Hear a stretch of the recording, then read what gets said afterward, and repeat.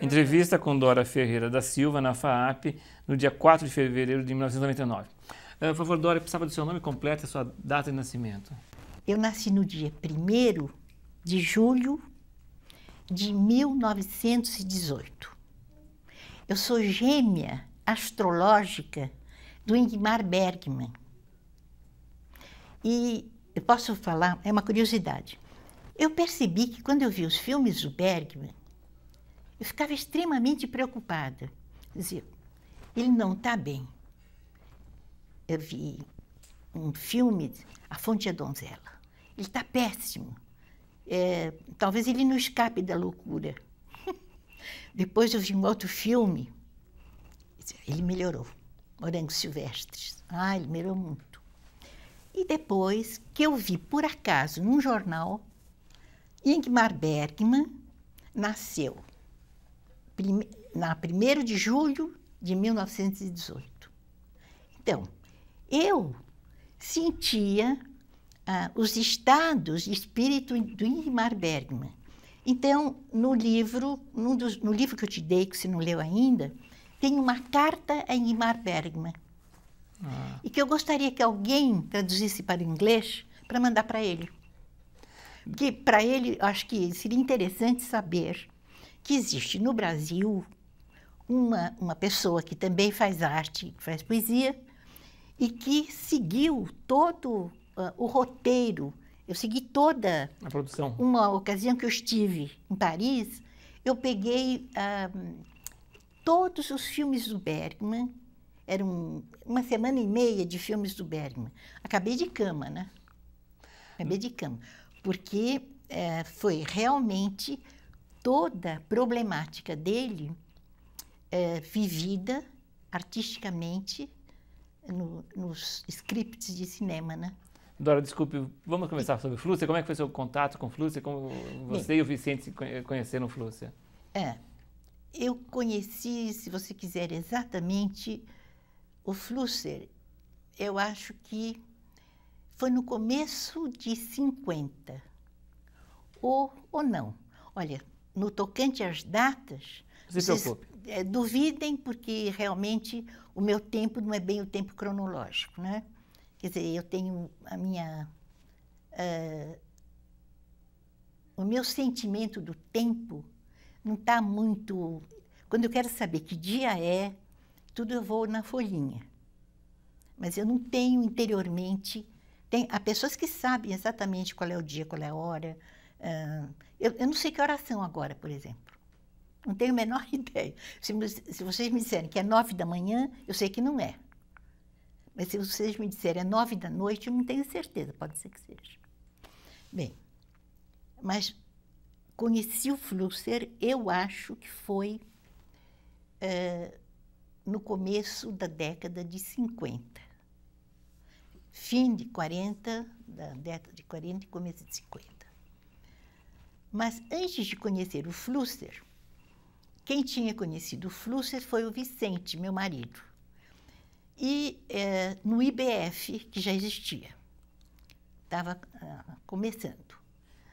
E o Vicente me disse, olha, hoje eu conheci um casal, Wilhelm Flússia e Edith Flússia. Eu tenho certeza que você vai gostar muito deles. O Flússia é o Conde Psanek, que você está escrevendo aquele artigo sobre a dupla região da vida e da morte, e o Conde Psanek fazia parte, é um personagem do D.H. Lawrence. E, na realidade, o Vicente me disse a verdade. Quando o Flússia apontou com Edith, que eles foram nos visitar uma tarde, eu olhei para o Flússia e disse, é o Conde Psanek. Você podia descrever esse personagem para a gente? Oi? Você podia descrever esse personagem para a gente? Do Conde? Descrever o personagem? Exatamente. Bem, esse personagem, o Conde Psanek, ele é um indivíduo que tem um emblema, que é um anel com uma ladybird. Ladybird é eu não sei como é que se traduz, é um inseto estranho. Qual é o inseto? Só procurando no dicionário em inglês, ladybird. Ele tinha esse emblema que era da família dele. E ele era um homem estranho. Ele, quando baixava o crepúsculo, ele começava a cantar. E ele tinha uma voz extraordinária que atraía as pessoas. Então, ele tinha uma voz, por assim dizer, que tinha o poder de seduzir como uma sereia masculina. Então, e ele, às vezes, dentro do quarto dele, ele começava esse canto estranho, né? Bem, vocês acreditam que eu não sei se o Flusser leu o meu conto e depois, ele conversando, ele era um homem muito atilado e talvez nas conversas e tudo, um dia o Flusser começa a cantar feito o Psanek. E cantar estranhamente, ele cantava, claro, em tcheco, né? Mas para mim, tanto fazia o tcheco do Flusser como a língua estranha do Psanek, né? Mas, pondo os pés na realidade, a conversa real com o Flusser não foi muito fácil. Porque quando ele entrou com a Edith tinha uns olhos cor de mel, uma pessoa extremamente simpática. E o Flusser era um pouco mefistofélico. Ele tinha uma barbicha, e era um homem até bonito, era calvo, mas tinha os traços assim, muito bonitos, e os olhos dele eram impressionantes. Depois que eu soube que ele tinha um olho de vidro, mas era incrível, ele vitalizou aquele olho, porque ninguém dizia que aquele olho não era um olho vivo, né? Mas quando eles chegaram em casa, eu tenho a impressão que o Vicente não estava. O Vicente chegou um pouquinho depois, da rua. Então, eles entraram, eu os fiz sentar, e aí o Flusser me inspirou a seguinte pergunta: o senhor acredita em Deus? Antes de mais nada. Quer dizer, não houve aquilo que se disse, eu sou fulana de tal. Quer dizer, não houve nenhuma apresentação social. Eu achei que ele era um homem que devia ter algumas coisas para contar acerca de coisas não triviais. Então, a minha pergunta, quando eu vi, já tinha... Eu realmente, se eu tivesse que escolher, eu achei que era um pouco abrupta perguntar para uma pessoa: o senhor acredita em Deus? Aí ele disse: não me fale nisso. Não me... Aí ele era todo expressivo, né? Então, ele ficou de pé, ele estava sentado, Edith estava sentada, aí ele fez uma verdadeira dança da repulsa à minha pergunta. Mas depois ele começou a falar só sobre o sagrado. Primeiro ele disse: não me fala sobre esse assunto. Mas eu sabia que ele já tinha escrito a história, eu não tinha feito essa pergunta, ele tinha feito a história do demônio, né? Não é a biografia? A história do diabo. Hã? A história do diabo. A história do diabo. Quem sabe a história do diabo também deve ter alguma relação próxima com Deus, porque um chama o outro, né? Quem não acredita no diabo, quem não tem nenhuma ideia do diabo, dificilmente terá uma ideia do divino, porque são dois polos, né? Como existe a luz e a sombra, existe Deus e a sombra. Então, eu volto a dizer que o Guimarães Rosa não coloca Grande Sertão Veredas em contexto religioso, não. É todo um romance que o Riobaldo... Bem, é um romance mítico, é um romance místico, é um romance da própria biografia do Guimarães Rosa, que devia ter experiências muito estranhas. Você quer que eu fale do Flusser, mas eu estou falando de um amigo do Flusser, que é o Guimarães Rosa. Por exemplo, o Guimarães Rosa tinha um inconsciente tão acelerado que ele via, por exemplo, as coisas e depois ele começava a escrever. Aí, posteriormente, ele via os lugares que tinham aparecido nas histórias dele. Bem, isto está ligado aos filmes do Bergman. A Hora do Lobo aparece um pintor estranhíssimo que anda numa praia e ele encontra as figuras que ele já tinha pintado. Então, vocês veem como as coisas são mais ou menos não lógicas, mas por isso eu digo que eu salto simbolicamente de uma coisa para outra, porque eu acho o mundo todo um grande poema. E os personagens, que eu estou falando de pessoas, a maior parte delas já não fazem parte do mundo dos vivos, mas são extremamente presentes para mim. E então, a primeira dúvida que eu tive é se eu ia conseguir ter um distanciamento do Flusser, por exemplo, e transformá-lo num personagem para falar dele.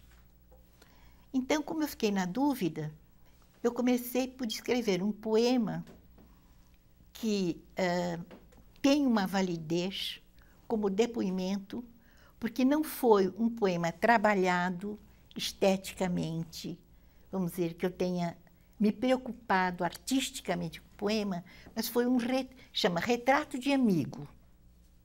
E é a coisa mais viva que eu consegui evocar em relação ao Flusser. Você pode eu falar? Posso ler? Claro. Ele é recente, né? Do ano passado, é isso? Não, é agora. É de agora. Uns dias atrás.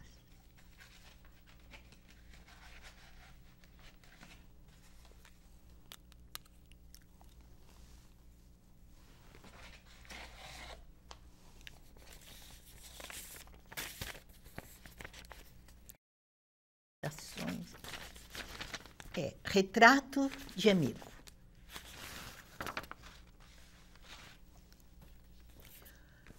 Olhavas, óculos na testa, e vias com a lupa da alma, calando mistérios. Bastava a tarde que dizia a superfície das coisas. A luz se espreguiçava no terraço com seus dedos de sombra.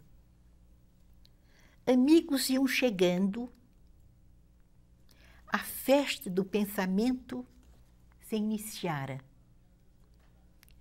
Conceitos fugiam, ou símbolos, e eram capturados na tapeçaria do dia quase findo.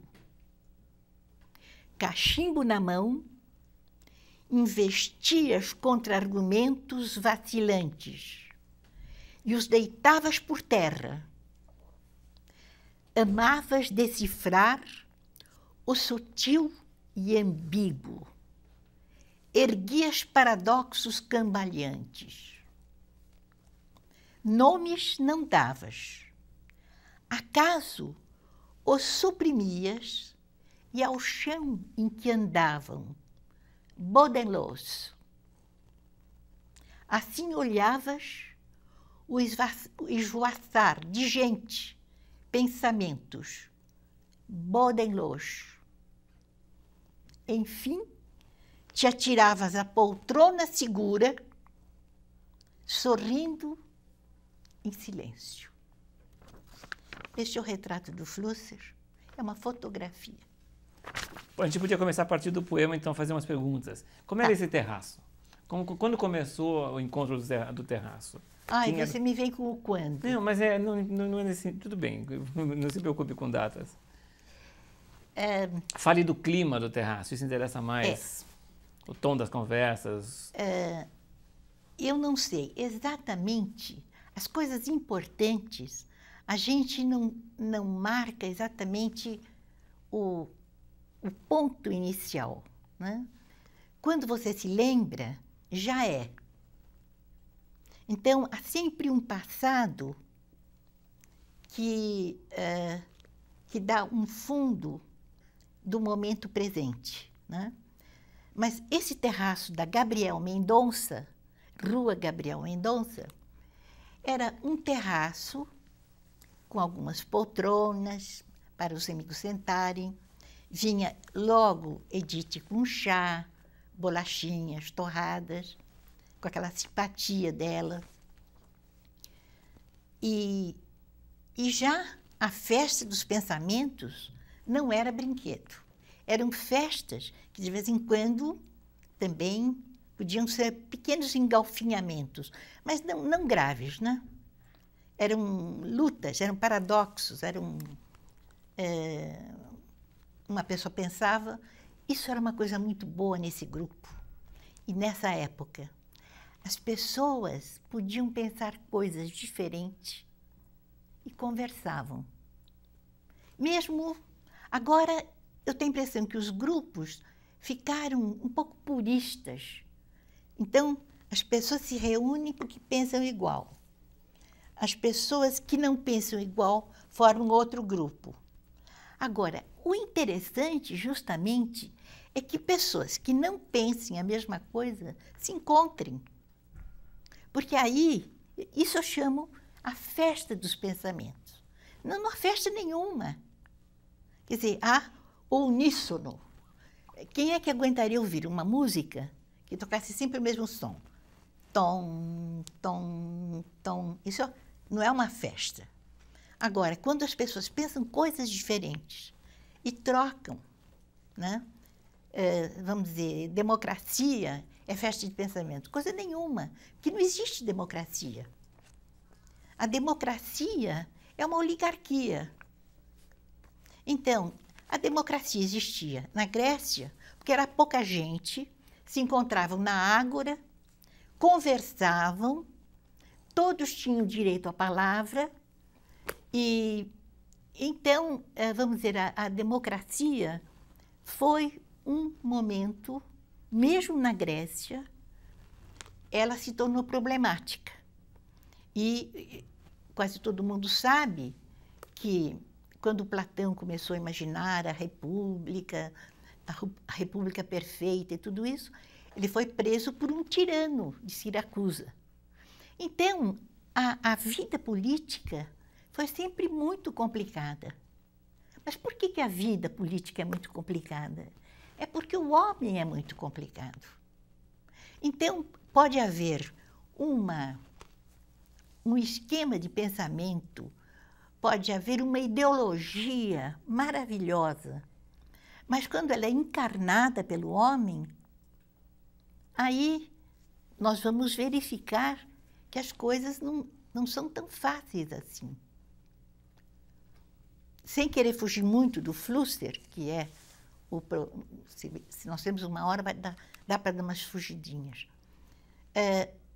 O nosso grupo anterior a Flusser, antes daqueles, como é que se chamavam? Aqueles americanos, suecos, tudo, que tomavam drogas e eram os hippies. 10 anos antes dos hippies, nós imaginamos uma utopia. O desejo de viver uma utopia. Então, eu não sei se vocês estão contentes com o mundo como é. Quando a pessoa começa a se interessar por uma utopia, a pessoa quer fazer tábula rasa dos valores existentes e começar tudo de novo. Então, há sempre alguém que pensa melhor, conversa com os outros. E então, um grupo, entre eles havia um português, também já morreu, mas deixou muitos amigos no Brasil. Agostinho da Silva, uma pessoa muito conhecida. E Murilo Mendes, que era um poeta bastante conhecido também, já morreu. Casado com Maria da Saudade. Então, Oswaldo de Andrade fez parte também en passant dessa comunidade, porque havia pessoas que apenas eram hóspedes, né, e depois iam embora. Havia também os finlandeses, um sobradão grande, tipo colonial, que os finlandeses alugaram. Era ainda uma época que podia se alugar um sobradão sem ser um Deus nos acuda. E lá, então, foi o esboço de uma comunidade, em que havia, de manhã, ginástica, yoga, depois havia, se reuniam as pessoas num salão, era hora de poesia, filosofia. Então, não havia empregados. Então, todo mundo tinha que cozinhar, varrer a casa. Então, todos havia uma igualdade real. Aonde funcionou esse grupo? Foi em Penedo, isso. Também nos tem um anos poema, 40? mas eu não trouxe. Isso nos anos 40? Não, foi nos anos... peraí. Nos anos 46, por aí. Flúcer nunca Foi teve contato? Não, nós não conhecíamos o Flúcer ainda. Mas essa comunidade foi interessante porque ela foi uma previsão de que o mundo ia entrar numa espécie de efervescência com novos projetos de vida. Então, depois vieram os hippies. Mas a nossa comunidade foi um fracasso, porque as grandes ideias ficaram. Mas todo mundo briga por causa da história de varrer o chão. Então, um dos homens disse, eu não vou varrer o chão. Aí eu disse, bem, eu vou varrer um dia, posso varrer 2. Aí um outro, não. Uma pessoa não pode varrer o chão pela outra. Então, daí, a partir das pequenas coisas, uma coisa... E não pense que era uma comunidade que se fechava. Todos nós aprendemos a dar injeção e a gente pegava toda a caboclada que vivia em torno e a gente ia na casa deles, levava remédio, dava injeção. Um deles começou a alfabetizar. Então, para resumir, era um desejo que uma vida melhor, uma sociedade melhor, assim como se pega uma gripe, de quem diz que isso não vai pegar? Quer dizer, vai dar tudo certo, as pessoas vão começar a sentir que é possível viver fora desse esquema burguês, chato, de um trabalho estafante, e numa cidade que cada vez cresce mais, e as pessoas se sentem cada vez mais esmagadas. Então, essa utopia, acho que nós nem chegamos a falar para o Flúcer. Ficou como um capítulo da vida de determinadas pessoas. Esse grupo que está ligado ao Cavalo Azul é o mesmo grupo que gerava... Não tem nenhuma relação. Não tinha. Se bem que o Agostinho da Silva, ele colaborou no diálogo. No Cavalo Azul não tenho certeza. Talvez, eu não tenho certeza. Mas ele colaborava e ele tinha heterônimos. Ele foi a primeira pessoa que falou em Fernando Pessoa em 1946. Ninguém conhecia Fernando Pessoa. E ele leu a Ode Marítima, com aquela voz carregada de português. Uma coisa linda, foi na rua José Clemente. Uhum. Né? Então, ele leu a Ode Marítima. Nós ficamos deslumbrados com a poesia portuguesa de Fernando Pessoa. Né? Mas vamos voltar. Pode me mandar voltar para a linha. Eu queria que você falasse sobre a relação de Vicente com Flúcer. Como é que foi esse contato? Filosoficamente, realmente. o Flüster e o Vicente, eles se davam bem, mas também brigavam muito. Aliás, o Flüster se caracterizava por isto. Com Milton Vargas, se dava muito bem e brigava muito. Somente por carta. As cartas que ele escreveu ao Milton eram terríveis, parece, né? Comigo, houve uma briga que eu me lembro, porque ele estava de mau humor com o jornal Estado de São Paulo, qualquer coisa assim, e aí, de repente, ele disse assim, olha só, nós estamos falando, somos todos aqui, eram todos judeus, e estamos falando como se a Dora fosse um dos nossos. Mas ele falou de uma maneira meio carrancuda. Ele disse, olha, você está colocando um problema que eu não sei qual é a solução que você quer dar. Se você quiser que eu saia, eu posso sair. Aí as pessoas imediatamente, não, porque realmente era o mau humor dele, né? Aí ele mesmo disse, não, são outras coisas. Mas era o começo já do desligamento do Flüster, que o Flüster amava o Brasil, mas também ele era um pouco ambivalente. Qual é essa relação de amor com o Brasil? Ele tinha um interesse pela língua portuguesa. Se podia caracterizar qual é o foco desse interesse do Flüster pelo Brasil no começo dos anos 60? Ele adorava a língua, ele tinha um potencial filosófico da língua, que era um tema que ele... Mas... Olha, na realidade, falando disso, eu vou separar um pouco o grupo, porque a minha relação com o Flüster era através da poesia, e o instrumento da poesia é a língua. Então, eu me lembro que eu li para ele as tapeçarias. E eu fiquei extremamente tocada, porque eu vi o Flüster ficar de olhos úmidos. Olha, eu vi 2 vezes o Flüster chegar perto das lágrimas, ouvindo poesia. Uma foi com as tapeçarias e outro foi com um poema religioso, que deve ter mexido com ele. Que ele traduziu para o alemão.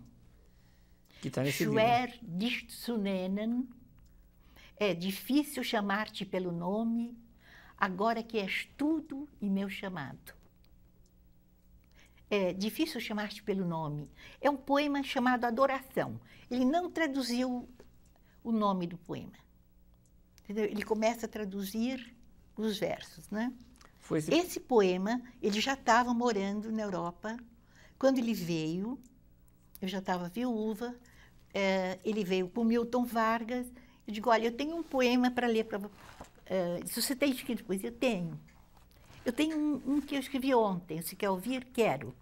Eu li e ele ficou embargado com o poema. E pediu uma cópia do poema. Depois ele traduziu e me deu a tradução. Flüster tem interesse por poesia? Tinha algum poeta predileto? Como é? Flüster tinha interesse por poesia? Muito. Ele por força, ele queria me convencer de traduzir o Fausto de Goethe com ele. Eu disse, não, eu não vou traduzir o Fausto de Goethe com você, porque você é muito parecido com Mefistófeles.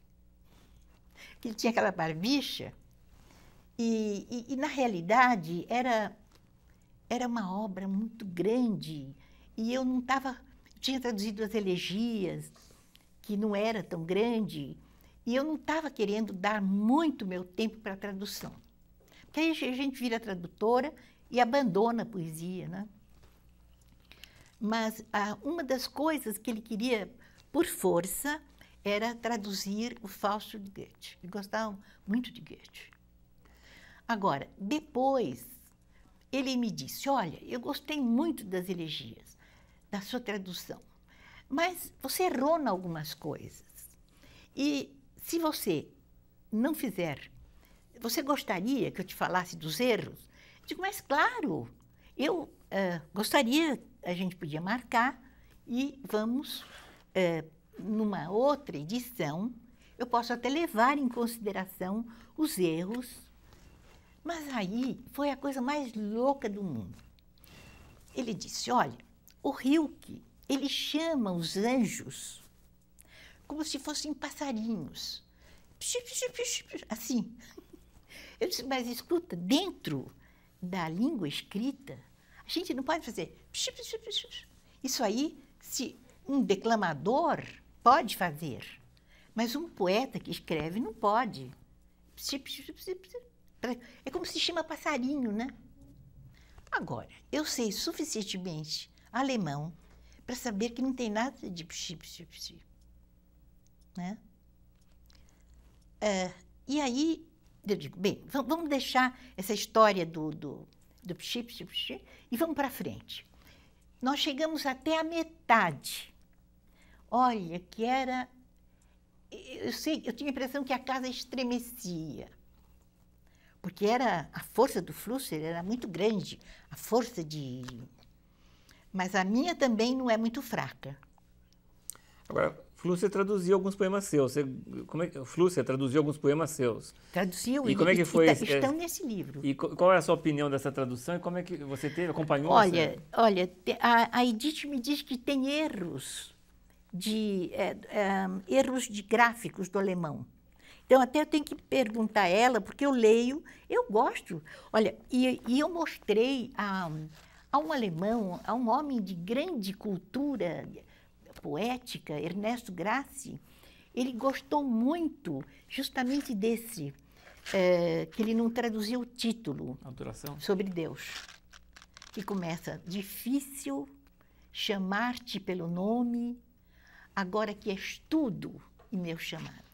Vocês veem, há uma coisa em que nada fica fora do divino. Difícil chamar-te pelo nome, ainda é tu, né? Agora que és tudo e meu chamado. E eu sei como começa em alemão. Schwer dich zu nennen, jetzt, dass du alles bist und mein Rufen. Tá? A mesma, vamos dizer, o mesmo ritmo. Então está aqui. Você era a única pessoa ligada à literatura, a única poeta do grupo, né, da casa, do terraço, né? No grupo havia alguns artistas plásticos, como a Mira... Mira Schendel foi importantíssimo na vida do Flusser. Como era essa relação? A relação era estranhíssima. Ele dizia, a Mira deve ser santa, porque ela é muito chata.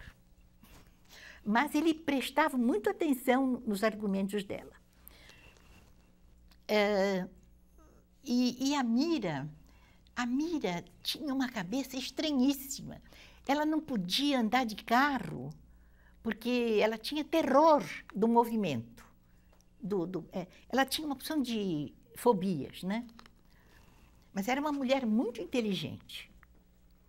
Mas, de fato, ela era um pouco repetitiva.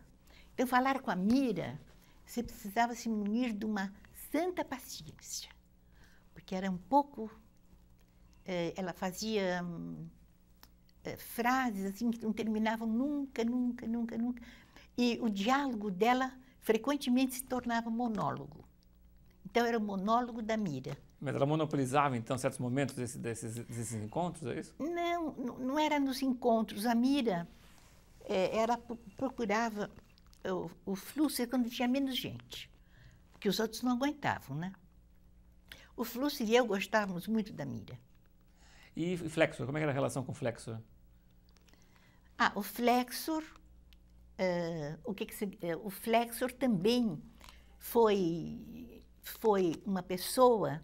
Eu não vi muitas vezes o Flexor na casa do... Mira era mais frequente, eu acho que a gente fala Flexor, mas é Flexor, né?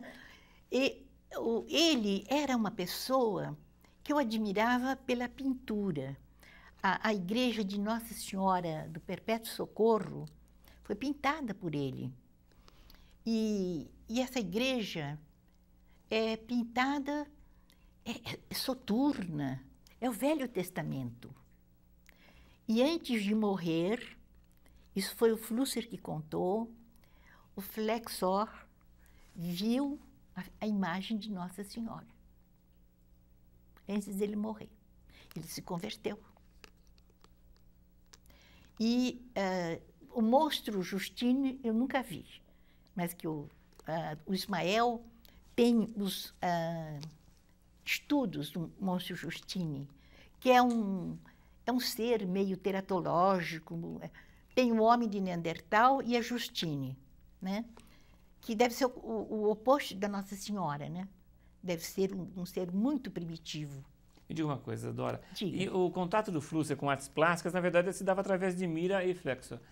Ele não era uma pessoa que circulasse pela área de artes plásticas, ele não frequentava galerias? Não, tinha outra pessoa. Tinha a mulher do Bueno. A Eli Bueno. A Eli Bueno também é pintora. Mas o contato assim, efetivo do Flusser com a arte brasileira se dava de forma indireta, então, através dos amigos? Não. Eu acho que ele não tinha um contato direto, assim, de conhecer, por exemplo, a Semana de 22. Ele nunca escreveu sobre isso, né?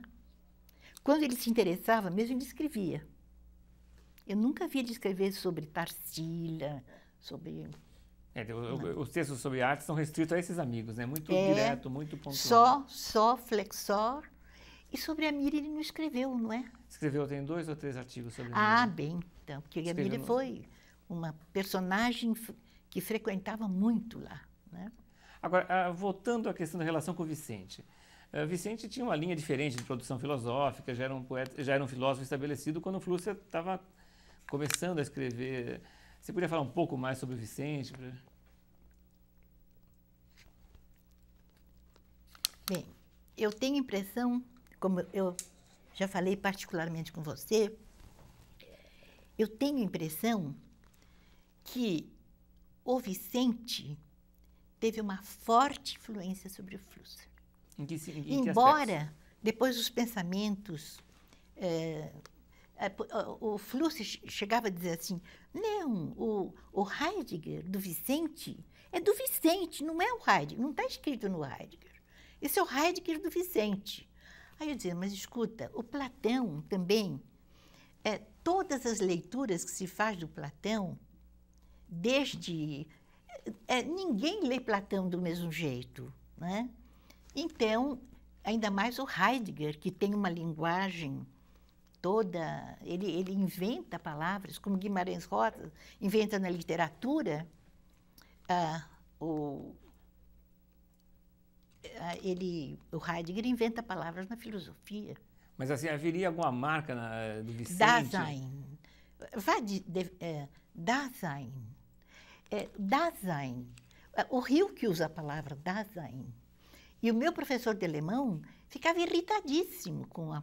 Disse, mas por que você se interessa pelo Rilke? Em uma geração esse poeta está esquecido. Agora, o Dasein são 2 palavras que você encontra num quadro do Picasso. É como um D muito grande.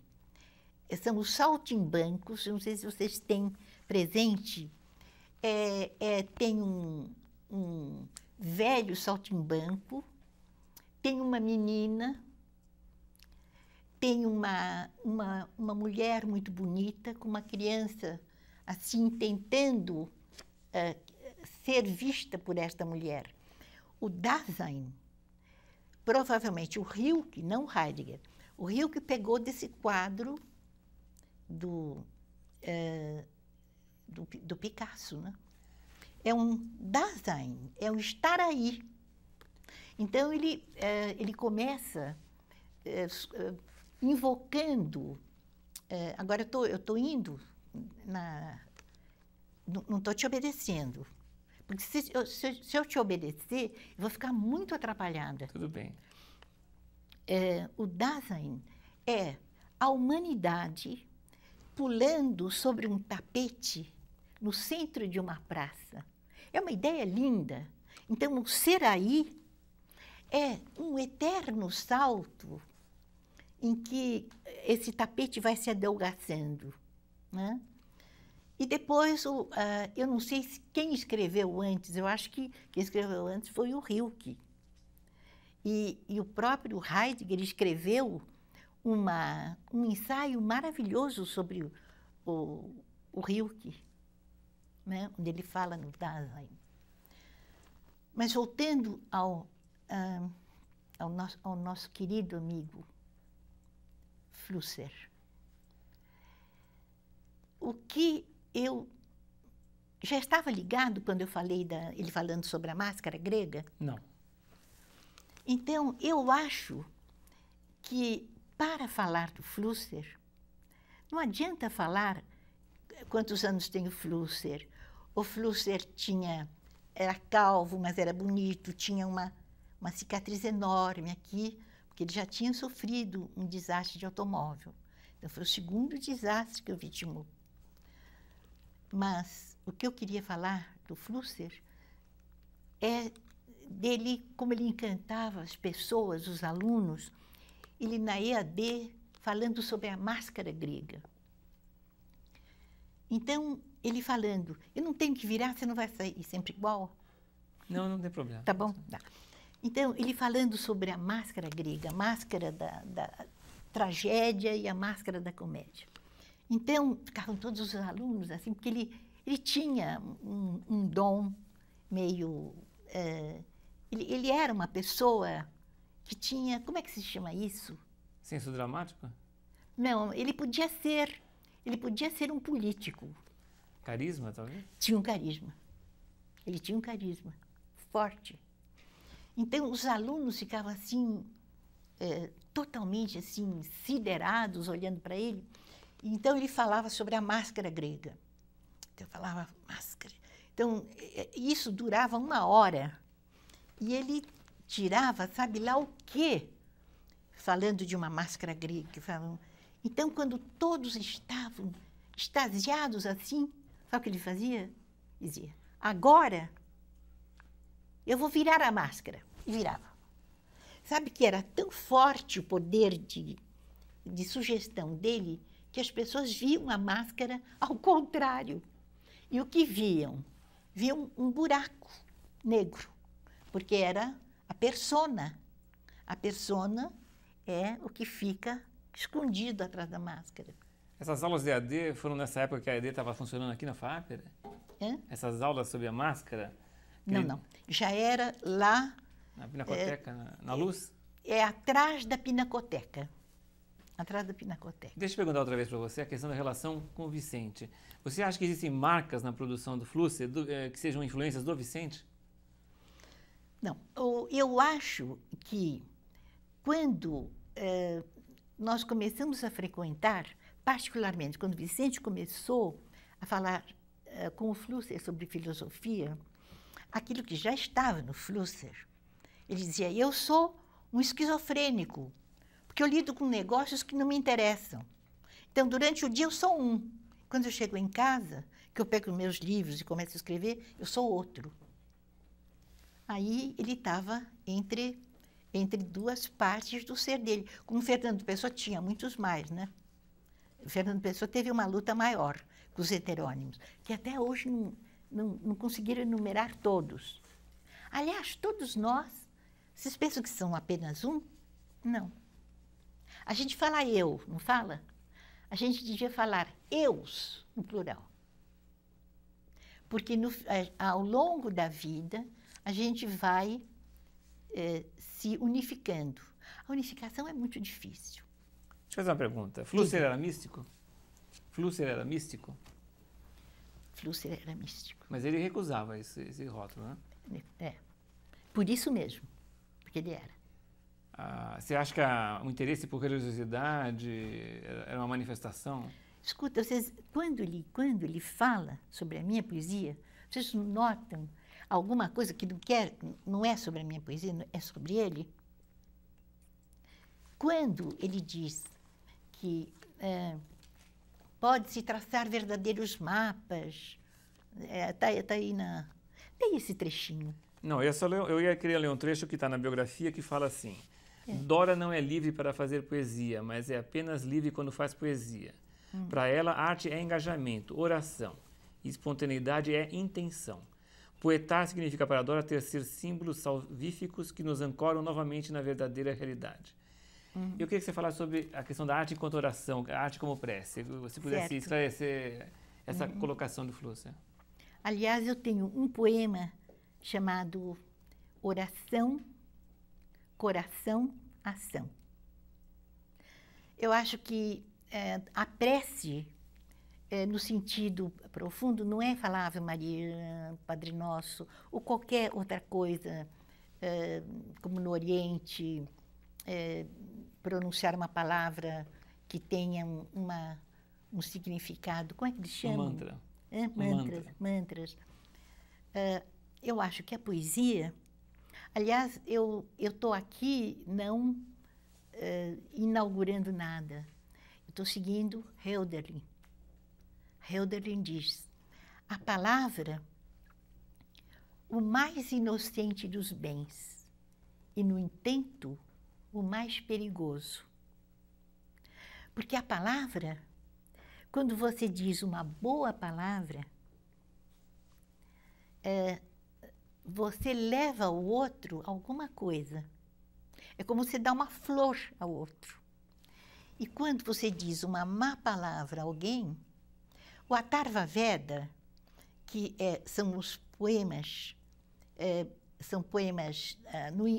da hindus, que era para derrotar o inimigo. Quando eu dei aula de história da religião, eu não falava um Atharva Veda, eu escrevia na pedra. E dizia, vocês também não falem, escrevam. Era tão terrível, e a única pessoa que falava o Atharva Veda era o sacerdote. Então, você vê, o elemento sacerdotal da poesia não é uma coisa que a gente... Não é que é bonitinho, não é isto. É que a poesia, é que a palavra é alguma coisa que não se pode usar em vão. E a gente indo para o livro do Ocidente, a Bíblia, quantas vezes é dito, não falem ou não julguem mal a ninguém. O julgar ou dizer, eu não sei qual é a palavra que está no original, né? Mas o falar mal de alguém é como você espetar o outro com um punhal. A gente não pensa isso no tocante à palavra. Então, por exemplo, essa coisa, como é que se chama? O tati-bitati de... Conversa fiada. Fofoca. A fofoca são pequenos crimes impunes. Porque, se bem que a pessoa... Eu não acredito que uma pessoa que não tenha nada a ver com aquelas fofocas sofra os efeitos da fofoca. Mas, no caso da pessoa, tanto que é uma coisa religiosa, você fechar os olhos para os defeitos do outro. A primeira coisa do amor é você prestar atenção na beleza, na inteligência, na bondade do outro e não ficar pegando todas as coisas negativas. Agora, isso de uma maneira geral, porque também a gente não é uma coisa de perfeição, a gente escorrega na casca da banana. Muitas vezes a gente diz, puxa, que porcaria, né? Uma situação qualquer. Agora, quando eu fui atropelada, eu estive diante de um problema do outro que me tinha, ele podia ter me matado. Não que eu fizesse questão absoluta de ficar viva, porque eu não acredito na morte. Eu sou realmente, eu acredito na ressurreição. Mas quando ele me apareceu no hospital chorando, eu falei, por favor, me poupa disto. Eu que devia estar chorando, que está me doendo, porque uma fratura, quando ela esfria, dói, né? Escuta, não venha chorar nos meus pés. Você está do meu lado, você está perdoado. Agora, entre numa igreja ou qualquer coisa parecida e peça para você não fazer isso de novo numa outra pessoa. Deixa eu perguntar uma coisa que está derivada disso. A relação do Flúcia com a morte era problemática, né? Ele tinha o suicídio era um grande tema. Olha, o que eu me lembro, a ideia da imortalidade no Flusser era um pouco intelectual. Ele achava que a pessoa se imortaliza através do que escreve, o artista através daquilo que faz. Eu acho que isto ainda é pouco. Eu não creio que a imortalidade dependa de nós. Você acha que Flusser tinha um interesse pela fama? Ele buscava o reconhecimento, assim? Isso era importante para ele? Eu não sei por que o Flusser... bem, ele era um apaixonado pela filosofia, pelas conversas. Agora, sinceramente, eu não sei... ele saiu... ele era de uma sinagoga. Ele saiu... E uma vez ele convidou o Milton e a mim, e nós fomos numa reunião em que estava toda a sinagoga. Curiosamente, eu tinha tido um sonho que eu ia ser agredida por uma multidão. E eu estava sentada num lugar, inocentemente, e de repente eu vi que as pessoas estavam indignadas comigo. Aí eu perguntei para o Flusser, o que está acontecendo? Que daqui a pouco vão cair todos em cima de mim. Eu tinha tido sonho. Olha, gente do signo lunar, como Guimarães Rosa, e eu tenho essas coisas. Eu sonhei com o que ia acontecer. Aí ele disse, você está sentada no lugar errado. Eu disse, por que você não me falou? Eu estava no lugar dos homens. Então, eu fui correndo para o outro lado para sentar no lugar das mulheres. Porque aí há a coisa do legalismo, né? Quer dizer, o legalismo, quer dizer, eles podem trucidar uma pessoa porque ela está infringindo uma lei.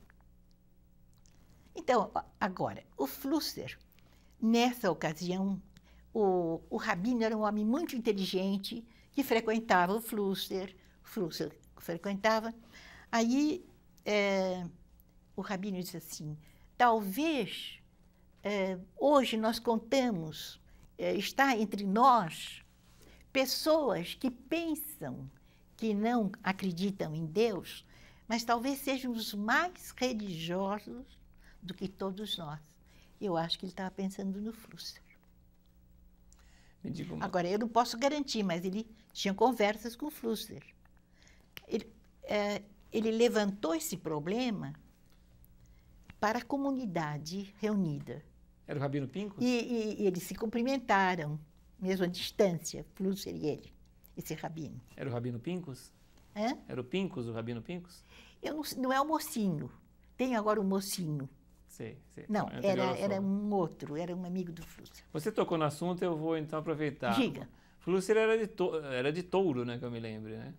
Isso touro. significa alguma coisa na sua leitura? Como é que é? Flusser era uma pessoa de touro. Como é que você lê a figura do Flusser através desse ângulo?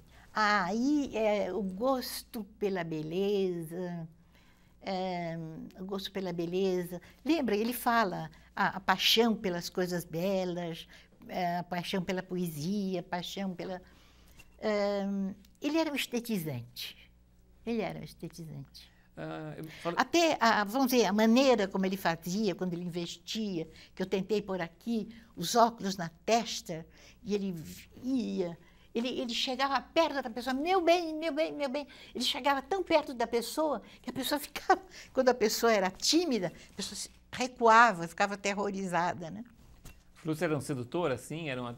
Como é que você podia definir essa relação do Flusser numa conversação? Ele era um sedutor, ele era agressivo? Não, ele não era agressivo.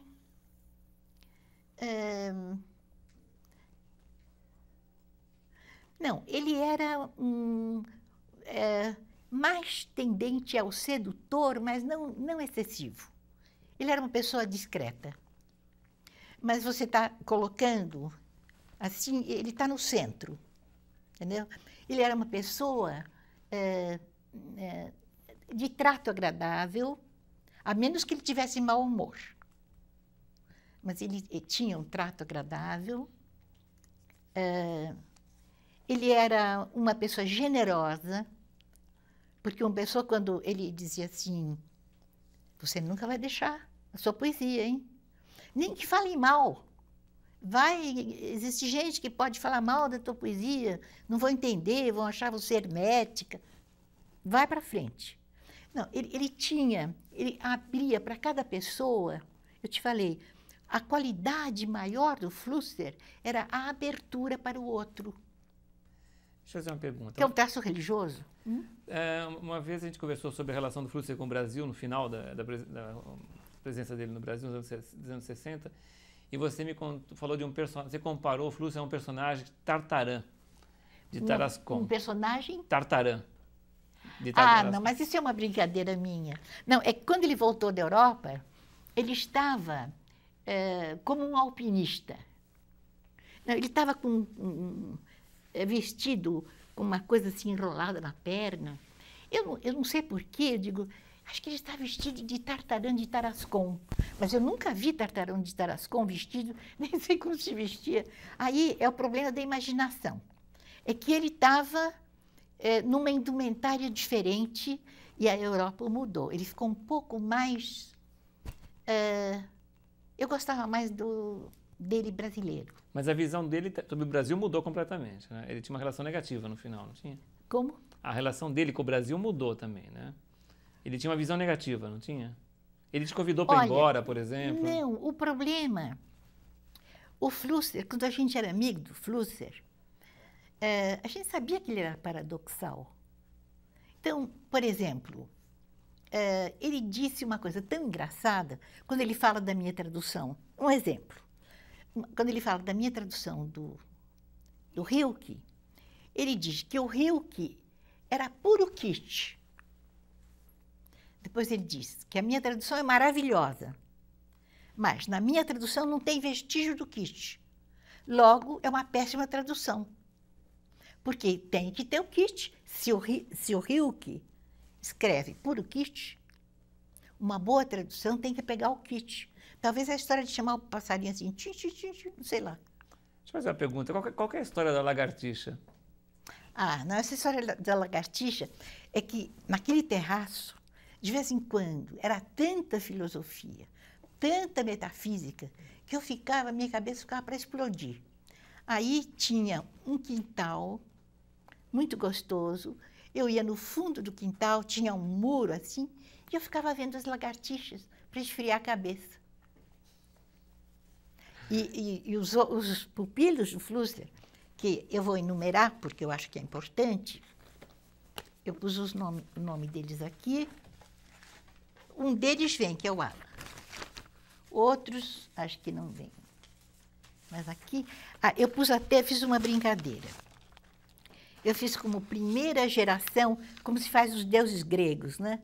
Primeira geração, segunda geração, a última é os olímpicos, né? Então, a primeira geração está aqui. Bloch, visionário. Depois eu vou dizer por que ele era visionário. Bloch era uma das pessoas que o Flusser mais respeitava e temia. Flexor, pintor, já falei. Igreja Perpétuo Socorro, pintou Picântropos e Justine. Clarival do Prado Valadares, crítico de arte e psiquiatra. Essa é a primeira geração. Segunda geração. Milton Vargas, engenheiro e estudioso de poesia. José Bueno, advogado, discípulo de Flusser. Eli Bueno, pintora. Mira Schendel, pintora, dialogante. Não vou dizer que ela era discípula, era dialogante. Vicente Ferreira da Silva, filósofo, dialogante. Dora Ferreira da Silva, poeta, dialogante. Hubert Leparnier, teólogo, amigo do Flusser, dialogante, também não era discípulo. Terceira geração, Ismael, José Carlos Ismael, escritor, crítico de cinema, escreveu um livro agora chamado Iniciação ao Misticismo Cristão, Nova Era, a editora, discípulo do Flusser, muito atrapalhado ainda com o Flusser. Alan, engenheiro, formado em filosofia, psicanalista, discípulo do Flusser, talvez dissidente. Mauro Chaves, jornalista e teatrólogo, discípulo do Flusser. Gabriel, estudioso de filosofia, discípulo do Flusser. Dora, desculpe, a gente vai ter que interromper. A gente vai ter que cortar Não, e pegar. A gente vai roubar Maria um pedaço. Lília, Espera um pouquinho, Celso Laffer, Celso Luiz Paulini, Edmar José de Almeida e a Edith, o Anjo Guardião.